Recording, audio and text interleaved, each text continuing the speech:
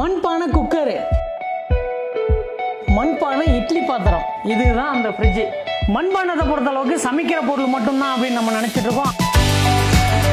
வாழ்க்கையை எப்படித்தான் நீங்கள் மண் பாத்திரத்திலே சமைச்சு சாப்பிட்றதுங்க. ஹாய் வியூவர்ஸ், வெல்கம் டு வெல்பிட்டுபிளா. I am Sampath and Sivakannan. மண்பானை ஃப்ரிட்ஜ், மண்பானையில் ஃப்ரிட்ஜா நினைப்பீங்க. இன்னைக்கு அதோட வீடியோ தாங்க பார்க்க போகிறோம். முழுசா வீடியோ பாருங்க. வாங்க வீடியோக்குள்ள போகலாம். ஷாப்புக்குள்ள வந்தாச்சு.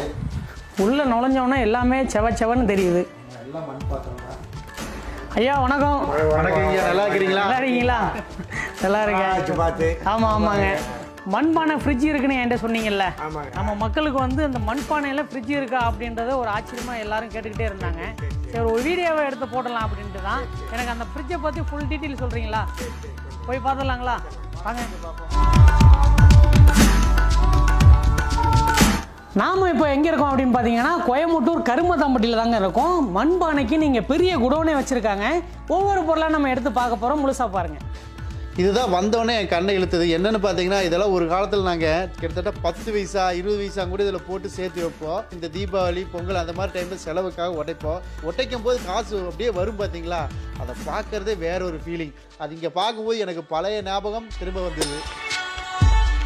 மண்பானத்தை பொறுத்த அளவுக்கு சமைக்கிற பொருள் மட்டும்தான் அப்படின்னு நம்ம நினச்சிட்டு இருக்கோம். ஆனால் அதில் அழகு பொருட்கள் வந்து ரொம்ப நிறையா இருக்குங்க. சவுண்டு பாருங்கள் எவ்வளோ சூப்பராக இருக்குங்க. துஷ்ட சக்திகள் எதுவும் வந்து வீட்டுக்குள்ளே நுழையக்கூடாது அப்படின்னு சொல்லிட்டு நிறையா வீட்டில் இதை வச்சுருப்பாங்க. எப்போவுமே பாரம்பரியம் அப்படின்ற ஒரு விஷயத்த யாராலையுமே மறக்க முடியாது, மறக்கவும் முடியாது. அந்த மாதிரி தாங்க மண் பாத்திரங்கள் எல்லாமே. மண் பாத்திரத்தை பொறுத்த அளவுக்கு நீங்கள் சமைச்சு சாப்பிட்டீங்க அப்படின்னா நல்ல ஒரு ஜீரண சக்தி கிடைக்குங்க. ஐயா பார்த்தீங்க அப்படின்னா 4 தலைமுறையாக அந்த மண்பாண்டத்தை தான் செஞ்சுட்டு இருக்காங்க. ஐயா, இப்போ உங்களோட தொழிலெலாம் எப்படி இருக்குது?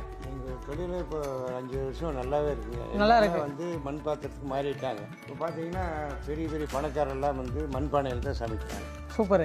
எல்லாம் எடுத்துகிட்டு போகிறாங்க, எல்லாமே எடுத்துகிட்டு போகிறாங்க. சரிங்க. 10 வருஷம் 5 வருஷம் ஹாஸ்பிட்டல் நிறைய ஆகி போச்சு. அதனால வந்து இப்போ மண் பாத்திரத்துக்கு இந்த 10 ஆண்டு காலமாக நல்லா சிறப்பாக இருக்குங்க. சிறப்பாக இருக்கு. ஆமாம், கேட்கும்போது ரொம்ப சந்தோஷமா இருக்கு. பித்தளையில் சில்வர் என்ன இருக்குதுங்க, அனைத்தும் எங்ககிட்ட வச்சுருக்கிறேங்க. இப்போ நம்ம மண் பாத்திரம் வாங்கணும் அப்படின்னா அது தரம் பார்த்து வாங்கணும்னு ஒன்று இருக்கு இல்லைங்களா? அது எப்படி வாங்குறது எனக்கு சொல்லி கொடுங்களேன். இது பார்த்தீங்கன்னா சவுண்டு ஃபுல்லாக இருக்குது. சரி, இது நல்லா வெந்ததுக்கு நல்லா வந்ததுக்குள்ளே இதுங்க. இது வந்து வேக்காடு கம்மிங்க, கொஞ்சம் வேக்காடு கம்மி. பார்த்தீங்களா? மண் பாத்திரம் தட்டி பார்த்து வாங்கணும். வெண்டைக்காயை எப்படி உடைச்சு பார்த்து வாங்கணுமோ மண் பாத்திரத்தை தட்டி பார்த்து வாங்கணும். இப்போ நம்ம மண் பாத்திரம் நம்ம தட்டி பார்த்து தரம் பிரிக்கிறோங்க. இது வந்து நல்லா வெந்திருக்கு, நல்லா சுட்டு எடுத்தாச்சு. இது வந்து அரை வேக்காட்டுல இருக்கிற மாதிரி. அப்போ இது வந்து நல்லா நீடிக்கும் நம்மளுக்கு.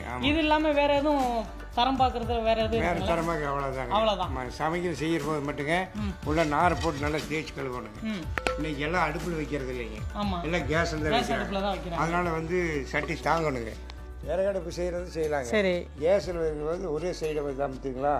அதனால அதாவது ஐயா என்ன சொல்றாரு அப்படின்னா, விறகடுப்பில் நீங்கள் சமைக்காத இருந்தால் டைரெக்டாக வாங்கி கொண்டு போயிட்டு நீங்கள் சமைக்கலாம்.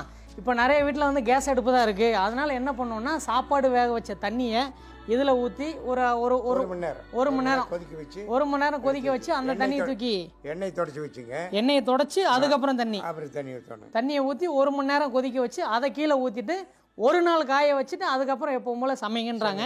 அப்படின்னா கொஞ்சம் லைஃப் இருக்கும். நல்ல லைஃபாக இருக்குங்க. நல்ல லைஃப் கேஸில் வைக்கிறது நல்ல லைஃபாக இருக்கும். மேலே மூடி லேயர் பார்த்தீங்கன்னா 1, அடுத்த லேயர் 2, அதுக்கு அடுத்த லேயர் 3. ஐயா, இந்த மண் இட்லி பாத்திரத்தை நார்மலாக அலுமினியம் சில்வர் இட்லி பாத்திரம் யூஸ் பண்ணுவாங்களா, அதே மாதிரி தாங்களா இல்லை வேறு ஏதாவது டெக்னிக் ஏதாவது இருக்குதுங்களா? டெக்னிக்கெல்லாம் இது கிடையாது. வேறு டெக்னிக் இருந்தீங்கன்னாங்க கழுவி போட்டு அதே மாதிரி வந்து கேஸ் அடுப்பில் வைக்கிறதுங்க. ஓகே. மேலே துணி வைத்துலாங்களா? துணி தேவையில்லைங்க. துணி தேவையில்லைங்க. நல்லா எண்ணெய் தொடச்சுட்டுங்க. ஓகே. இல்லை இடையே வேணாலும் வச்சு ஊற்றிக்கலாங்க. இட்லி சூப்பராக இருக்குங்க. ஓகே. இந்த ஹோல்ஸில் தான் கீழே இருந்து அப்படியே மேலே வரைக்கும் ஆவி வந்து அந்த ஆவியில் இட்லி வேகும். சூப்பரான மெத்தடு மண் பாத்திரத்தில். பார்த்தீங்க, இந்த மண் இட்லி பாத்திரத்தில் ஜஸ்ட்டு எண்ணெய் தடவலாம், இல்லைன்னா வாழலை வச்சு அப்படியே இட்லியை சூப்பராக சுட்டு சூப்பராக சாப்பிட்லாம். இங்கே என்னென்னு பார்த்தீங்கன்னா, மண் பாத்திரத்துலேயே வந்து தோசைக்கல் இருக்குது. அன்றைய காலத்தை பாட்டி எல்லாம் இருந்தாங்க, மண் அடுப்பில் தான் தோசை சுடுவாங்க. ஒருவோட தண்ணி எடுத்துகிட்டு வர வரைக்கும் தோசை ஊற்றி விட்டுருவாங்க. எடுத்து வரைக்கும் அப்போ அந்த தோசைகள் வெந்துட்டு இருக்குங்க. அவ்வளோ மொத்தமாக ஊற்றுவாங்க அன்றைய காலகட்டத்தில். இன்றைய காலத்தில் வந்து நல்லா மொறுன்னு வேணுங்க, அது மாதிரி நைஸாக வேணும். எண்ணெய் தொடச்சி விட்டுங்க, மாவு அதே மாதிரி நம்மளுக்கு எப்படி வேணுமோ இதில் இப்போ நைஸாக ஊற்றலாமா இல்லை நைஸாக ஊற்றலாம்? ஊற்றலாம் கெட்டியாக மாவு பொறுத்துங்க. நம்ம நார்மல் கல்லில் எப்படி பயன்படுத்துகிறோமோ அதே மாதிரி தான். அதே மாதிரி தானுங்க கடிச்சே பண்ணிக்கலாங்க. மண் பாத்திரத்தில் தோசைக்கல் இது பார்த்தீங்களா, வடை பாத்திரம் அதுலேயே காது. ஏன்னா மண் பாத்திரத்தை பொறுத்த அளவுக்கு சமைச்சு நம்ம கீழே இறக்கி வச்சாலும் கொதிச்சுக்கிட்டே தான் இருக்கும். இது 5 லிட்டர் குக்கருங்க. சரிங்க. மேலே வந்து மூடி தூக்காத அளவுக்கு எடுத்து வச்சுக்கலாங்க. அது பார்த்தீங்கன்னா விசிலுங்க. இது விசிலுங்க. இது வந்து அந்த ஏர் லீக் ஆகாமல் இருக்கிறதுக்கு பெல்ட்டுங்க. இது 5 லிட்டர் குக்கருங்க. 5 லிட்டர் குக்கர் ஒரு 6 பேர் 7 பேர் வரைக்கும் சமைக்கலாம். இந்த ஃப்ரிட்ஜ் பார்க்கணும்னு ரொம்ப ஆர்வமாக இருக்குது. அதையும் காமிச்சிடுறீங்களா? வாங்க அடுத்து அதை பார்த்துருவோம். சரி ரைட்டுங்க. இப்போ பார்த்தீங்கன்னா ஐயா வீட்டோட கிச்சனில் தான் இருக்கும். இதுதான் அந்த ஃப்ரிட்ஜு. சரியான கூலிங்காக இருக்குங்களையா? அது உங்களுக்கு காட்டுறேங்க, ஓப்பன் பண்ணி காட்டுறேங்க. இது மூடி இது காய்கறியெல்லாம் வச்சுருங்க. ஃபுல் கூலிங்காக இருக்குது. இப்போ இதுக்கு உள்ள வந்து தண்ணி ஊற்றிருக்கீங்களா? தண்ணி இருக்குங்க. சரி இதை தூக்குங்க பார்த்துடலாம். பார்த்தீங்களா, இதுக்குள்ள வந்து தண்ணி இருக்குங்க. இந்த ஹோல்ஸ் வழியாக நம்ம தண்ணி ஊற்றி ஃப்ரிட்ஜாகவும் யூஸ் பண்ணிக்கலாம். ஃப்ரிட்ஜில் உள்ள தண்ணி எங்கே பிடிச்சி குடிச்சிக்கலாம். இது சளி பிடிக்காதுங்க மெயின். இது வந்து 4 நாள் 5 நாள் வரைக்கும் அப்படியே ஜில்லுன்னு இருக்குங்க. ஃப்ரிட்ஜை விட நல்லா இருக்குங்க. சுப்ப தொட்டை நல்லா ஜில்லுன்னு இருக்குதுங்க.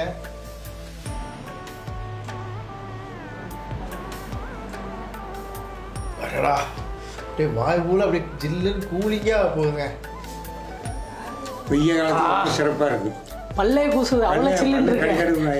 அப்படியே பட்டுது. ஐயாவோட வீட்டில் ஃப்ரிட்ஜை பார்த்துட்டோம். அடுத்து அப்படியே இந்த பக்கம் திரும்பி பார்த்தோம்னா கேஸ் அடுப்புக்கு மேலேயே மண் பாத்திரத்தை வச்சுருக்காரு. மண் பாத்திரத்தில் சாம்பார். இன்னைக்கு சாம்பார் சாப்பாடுங்களா? சூப்பர் சமையல். நீங்கள் தான் என்ஜாய் பண்ணுறீங்க அப்படிங்களா? எந்த கெடுதலும் இல்லை. உப்பு முதல் கொண்டு இதில் தான் போட்டு வைக்கிறாங்க. மண் பாத்திரத்திலேயே போட்டு வச்சிடறது. மண்பானை ஃப்ரிட்ஜு, மண்பானை குக்கரு, மண்பானை தோசை பாத்திரம், மண்பானை இட்லி பாத்திரம். வீடியோ பார்க்குறவங்க எல்லாருக்குமே ஒரு டவுட் இருக்கும். எல்லா பொருளும் காமிச்சிங்க, அதோட